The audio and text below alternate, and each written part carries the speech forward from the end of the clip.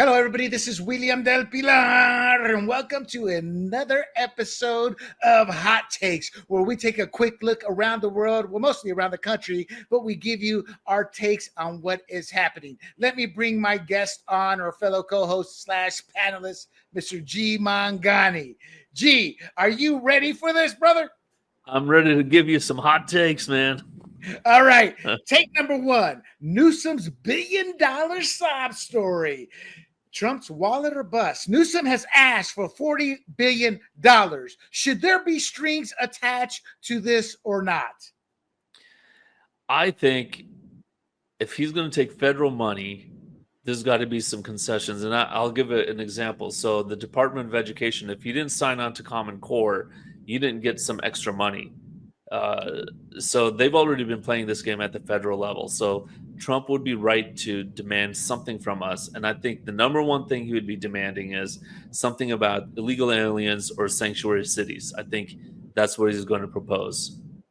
I agree. And for you younger kids, I was at the turned 18. I can drink. The week later, they changed the law to 21.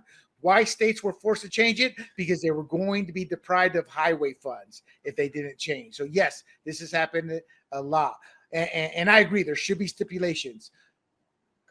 And real quick, G, I think there should be stipulations because we're so deep blue, so deep in debt. The only way that we're going to change, because, for example, 20 million, 10 million, or 10 billion for illegal aliens Medicaid.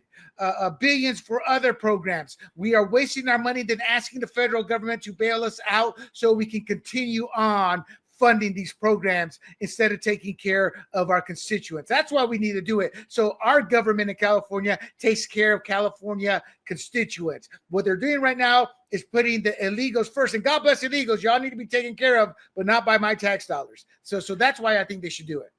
No, and a lot of those homes would not have burnt down if we had a robust fire department up in LA County. And a lot of that has to do with mismanagement at the city level as well. But we're running a huge deficit in the state. And Newsom, I think, is trying to run out the clock. He's going to run for president. And he's hoping this state doesn't implode fiscally before he gets to get on the presidential stage. So exactly. Yeah, so he needs this money to keep the gravy train going for his special interests. Exactly. I think he's not going to be a strong candidate, but I'm in the minority in that. Okay, number two, no more freebies for border hoppers. Trump to shut down the illegal alien gravy train. So President Donald Trump reportedly signed or will sign an executive order this week that slams the door shut on federal taxpayer benefits for illegal immigrants. And this move aims to choke off any financial incentives that might lure people across the border, targeting programs that sneakily slip through the cracks in the 1996 Personal Responsibility and Work Opportunity Reconciliation Act. G, is this executive order Trump's sharpest move yet on illegal immigration in terms of pull out the freebies that may deter them from coming? The sharpest move, that's a hard question in terms of that. Is it a great move? Yes, absolutely.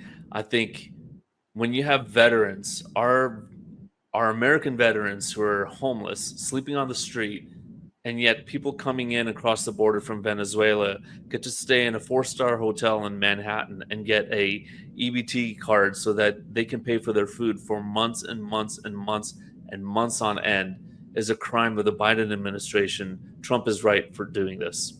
I agree. I think it's the sharpest move only because a lot of these people, and this is what's sad, they do come here for a better life, but they want to get on the rolls off of taxpayer expense. So I think it's a great move. I think it will deter a lot. Adding on to that, hot take number 3, illegals cancel their permanent vacation plans. Catch and release no more. So the Department of Homeland Security's latest bragfest reveals January's illegal border crossings hit rock bottom, G, fewer than 30,000, the lowest since the 2020 COVID ghost town days. It seems like the welcome mat got yanked And suddenly the U.S. isn't the dream Airbnb it used to be. And I'm not exaggerating. There's a hotel in Europe somewhere. They did a free show for illegals. They never left. Months later, they're going to go bankrupt because illegals are still there and they can't use a hotel to make plays and make money. So, yes. So what's the real deal here? We got tougher policies, the Trump glare, no one stern finger wagging, or is it something else? Or is it just simply following the law, G? Your take. Following the law, or are they doing anything special? I think when was the election this year? It was November 5th? Yes. Yeah, I think it was November 5th. I think November 6th, a bunch of migrant caravans disbanded and turned around and went back home. I mean, it's just the idea of, okay, it's not going to be easy for us over there anymore. And they probably knew, like the last question you had, the gravy train has stopped, and it's not as easy as they thought it was going to be. So I think that's the biggest part of it, is when you Rudy Giuliani talked about the broken window thing in New York City. If you let one window stay broken, all the windows in that building will be broken eventually, because people just go, oh, that's okay to do. So it's kind of the same concept. If you kick out people who don't belong here, then they all will be kicked out, and they know, okay, well, this is not the time. I'm sure they'll be back in 4 years. So, right. Yeah. And I agree. And I think this is a process of following the law along and adding to that, removing any freebies. They're like, okay, if we cross the border, they're going to throw us in jail and then deport us back. All right. Hot take number 4. Despite the racist, fascist hysteria, Black men are sprinting to Trump's camp. Support nearly doubles post-election. A national voter trend poll shows 42% of Black men now approve of Trump's job performance, and that has doubled. It is, well, not quite doubled, but almost doubled from 22% during the 2024 election. And that, obviously, that's a jaw-dropping leap in just a few months. And it suggests his brash style, his early policy wins, like tackling illegal immigration, are hitting a nerve with the working class Black voters who feel the Democrats have lost touch. My bottom line on this, it's the economy, stupid. But my question, that's my answer ahead of the question. The question, G, is why are Black men ditching the doom and gloom warnings from the Joy Reids of the world, progressive leaders and Democrats, and cozying up to Trump? Because of Obama.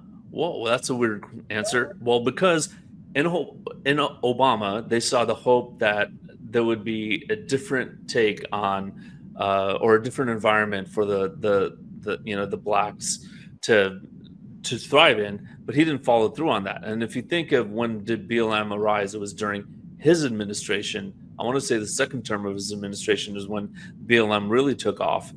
And now they see Trump, who's a straight talker. I mean, he's not the smoothest talker, but he's a straight talker. And they see honesty with the guy. And they really believe he wants to make their lives better, all of our lives better. So I think that's why they're flocking over to him. And to the audience, what you did not hear in the media, BLM destroyed thousands of minority-owned businesses. In Baltimore, a lot of Korean businesses, but a lot of in East St. Louis, a lot of Black businesses. And they don't forget. A delinquent is a delinquent when you've worked hard for what you have. Hot take number 5, mainstream media silence on Trump's pardon czar appointment. Sticking with the race identity politics shtick here, the appointment of Alice Marie Johnson as pardon czar. On February 21st, 2025, President Donald Trump appointed Alice Marie Johnson. She's a Black woman, G. She was pardoned in 2018 for a nonviolent drug offense. And now she is the pardon czar. And he did it during Black History Month. It was an event at the White House. He pardoned her in 2020 after over 21 years of a life sentence. She will advise Trump on clemency cases, drawing on her experience to spotlight deserving candidates. Did the mainstream media, G, purposely ignore this story they just reported it? It was like a blip on the screen and they quickly moved on. Was that done on purpose? You ever see that meme with the superhero and he has the 2 buttons and he's sweating which one to press? And one of them should say Trump is racist and fascist, and the other one should say he pardoned Alice Marie Johnson, a Black woman, and now she's the pardon czar. So they're like, oh, wait a minute. Those two contradict each other. They got to choose one. That's why they've ignored it. They're staying on the fascist, racist one and not showing the good stuff that Trump's doing. And the people, you dig into Trump's past. Another example is that big old Puerto Rican issue they had with the Central Five, and they make it sound as if Trump was the only one who thought they were guilty. All of New York City, every Democrat thought they were guilty. Turns out they weren't, and they make it sound as if it was Trump being the white racist, and he was the only one when everybody thought. They try to twist things into making him into a racist. One way to twist it is by not fully reporting and honoring this. Hot take number 6, Trump and Elon's email smackdown, draining the swamp one inbox at a time. President Trump's got Elon Musk firing off emails of federal workers demanding they cough up, what did you do last week? Give me 5 items or face a chopping block. I'm exaggerating by facing the chopping block today, but that will happen down the road. My question to you, what's the win here for the conservative agenda? Is this a real step towards slashing wasteful government spending and rooting out the entrenched swamp, or just a loud flex to rally the base and scare them into line? No, I believe that they're serious. I know that everyone's looking at the huge budget deficit and the debt that's being piled on, saying there's no way to fix this unless we do this. And this is the one shot we have. We have this year and maybe early into next year. But if we don't do it now, we're not going to have a chance to do it with another president. Even J.D. Vance, he's not going to be as radical as Trump. So this is the chance. This is the time. I'm glad that they're doing it. Some of these government workers, and I know a lot of them work hard, but some of them, they're sleeping half the day and socializing and looking at, stuff on the internet. So let me tell you people something. In the military, we have a pass down. When we take over a watch or whatever, there's always a pass down. I took that into the civilian world with my startup. Every person who worked for us had to do a pass down. It was a self-accountability test. When they saw their pass down, they knew if they were actually working and one wouldn't pass muster. My company, working out of my garage, was seen as one of the top 3, if not the best fantasy sports company in the world. And having accountability like that helped a small startup keep pace with the big dogs, and it paid off. So yes, this will put them back into the right frame of mind to do what we taxpayers are paying them to do, their damn jobs. Hot take number 7, thrifty savings, G. Doge delivers and we love it. Democrat grifters can't stand it. So what's happening here is, look, there's a strong approval for a government efficiency. A Harvard Katz Harris poll showed that 72% of surveyed voters support the idea of a government agency focused on efficiency initiatives, with 60% believing that the Department of Government Efficiency, led by Musk, is effectively making significant cuts. My question to you, what does this tell us about Doge? And should they keep on? And does it show that the leftists in the mainstream media is lying? So we remember the jokes back in the 90s about the $6,000 toilet seats by the military. And the new one is the $1,000 meals to the poor through Chelsea Clinton's global initiative. And so this is great because I think the American people always just kind of gave up and said, this is just the way things are. But now that they're seeing real things happen, I think it is becoming popular. And I think what will also be very popular is that dividend. If we save money, we get tax money back to us. And when that tax money drops over time because we're getting inefficient again, I think the people will rise up and say, hey, wait a minute, you're wasting our money again. My take is, if this is as successful as it's proving to be, and for people who say it's less than 1% of the government, and they're finding billions in waste, it shows you that how big the government's gotten, and it's too big, and we need to crack down. But my point is, the success of this is going to create state Doges. In California, see, that's what Trump should do. You want this money? We're going to send Doge your way. Period. End of story. Hot take number 8. I'm sorry, G, did you have something to add to that? No.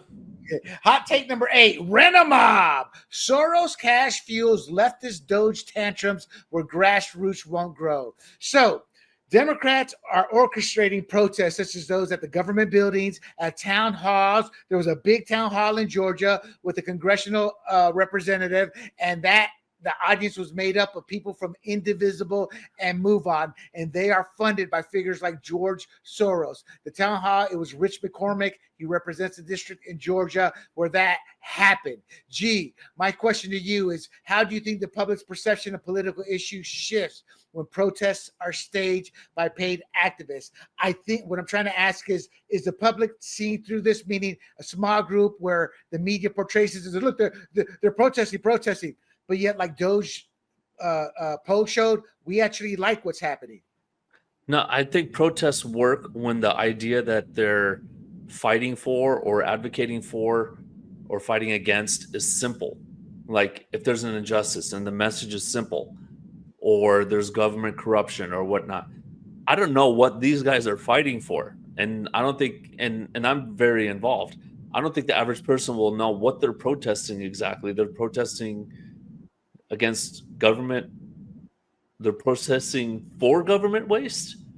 Yes, I mean, exactly. I can't even put it into words because it just doesn't register in my brain. So it's not a brain dead concept. I don't think people don't.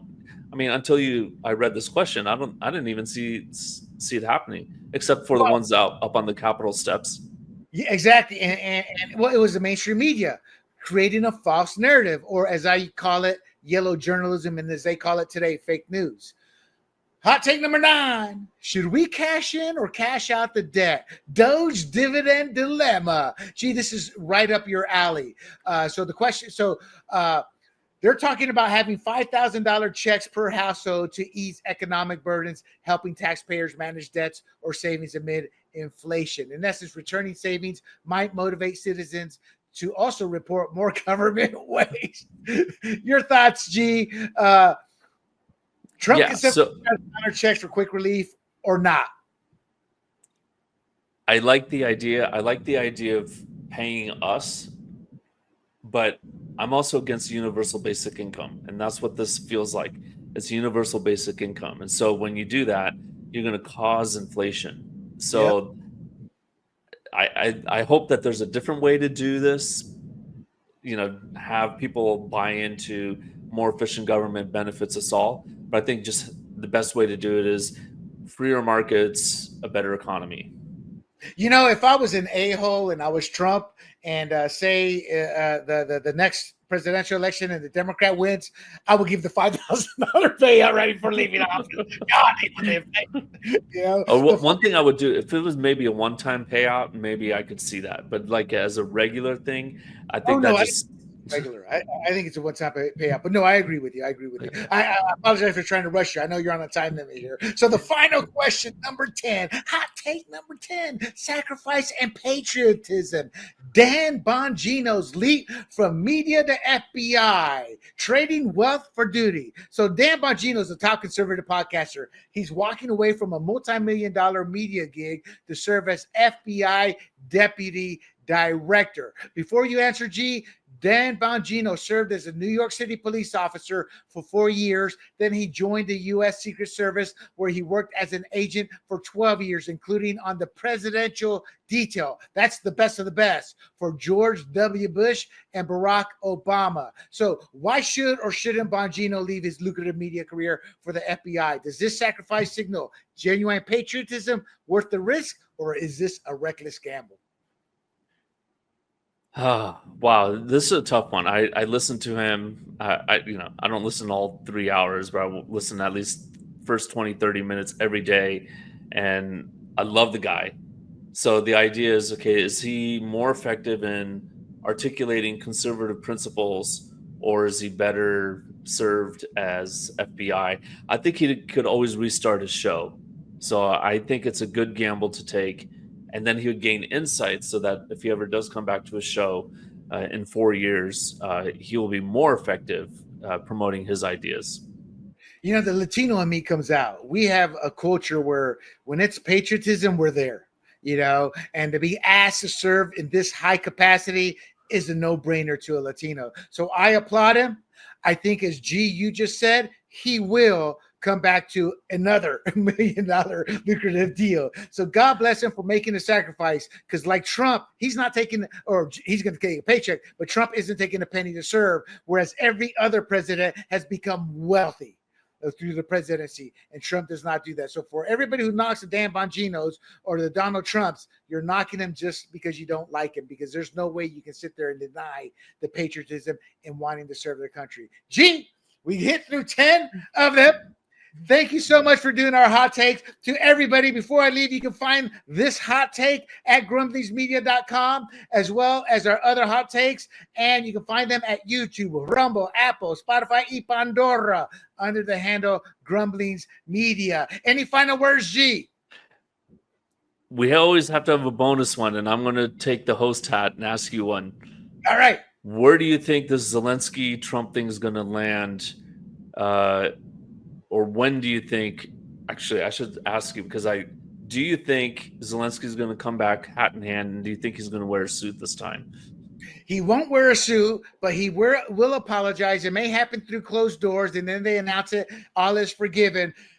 Zelenskyy doesn't have a leg to stand on. If the U.S. pulls its funding, they are done, because Europe does not have enough funding combined to do what we've done, and peace will win out. And G, my prediction, it could happen within 2 weeks.